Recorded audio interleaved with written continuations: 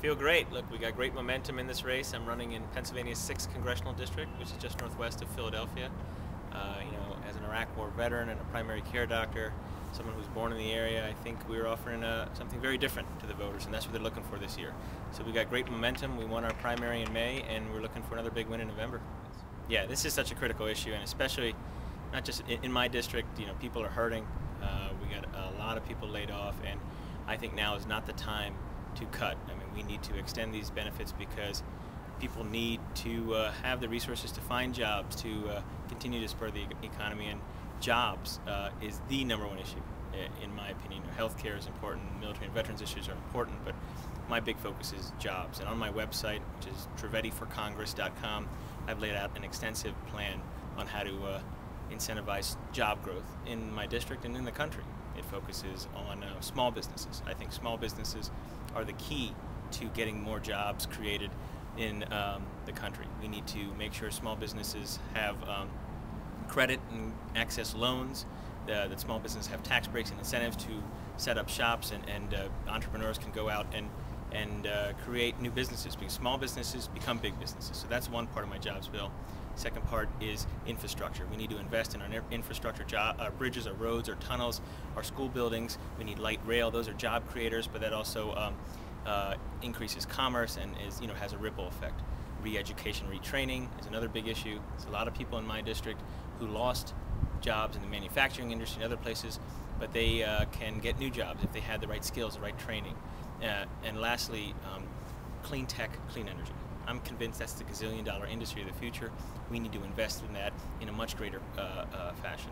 We need to recognize that those jobs need to be American jobs in American industries, not foreign industries. But we are not investing in that at the rate that I would like to. It's still a very big issue, and it's something that's very near and dear to my heart as a primary care doctor and someone who's done a lot of work in health policy. Look, in my opinion, healthcare reform began with that legislation, did not end with that legislation. I think that bill was far from perfect, and one of the biggest failures of that bill was it didn't address costs at all. We need to address costs and make sure we can sort of bend the cost curve of healthcare, because if we can't bring costs down in the long term, we can't cover everybody the way we want. And to address costs in the long term, I think we have to address what I call sort of the dirty secret in medicine, is that nearly 30% of everything we do doesn't make a lick of difference at all in your outcomes. We just don't know where that 30% is right now. So we need to invest in comparative effectiveness research, figure out what works and what doesn't work, incentivize those best practices, disseminate those best practices. That's the only way we'll bring costs down in the long term. My time in Iraq is part of the reason I'm running. I think that perspective, that insight needs to be heard in Congress. I was part of one of the first units to cross the line and enter Iraq, March 20th, 2003. And I was the head doctor, the battalion surgeon, and unfortunately saw a lot of action. But I think that insight needs to be heard. And look, I didn't serve in Afghanistan, but many of my colleagues have gone to Afghanistan, many of the guys that I served with. And in my opinion, we need to figure out a better strategy in Afghanistan. We need to figure out what the metrics are for success. How are we measuring them? And are we meeting those signposts? Are we meeting those metrics? Because if we're not, then we need to readjust and rejigger our strategy, because we need to continue to move forward. Right now, I'm concerned that we're not sort of getting there in Afghanistan.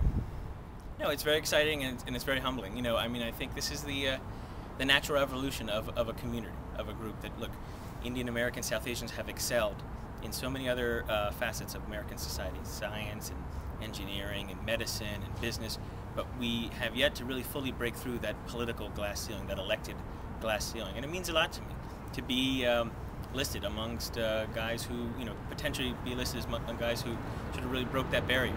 But I think we as a community still need to come together and support all our South Asian candidates, because it takes so much work. It takes so much of a community movement. I can't do it alone. This is a movement, and we need everybody's help to make it happen.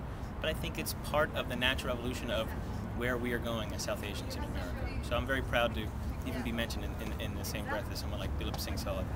But look, thanks for all your guys' support. I love Sepia Mutiny, and get involved in my campaign or any campaign. This is what it's all about. If we don't get involved, we can't make a difference. So my website is www.TrivediForCongress.com. I love meeting all the Sepia Mutiny folks, and thanks again.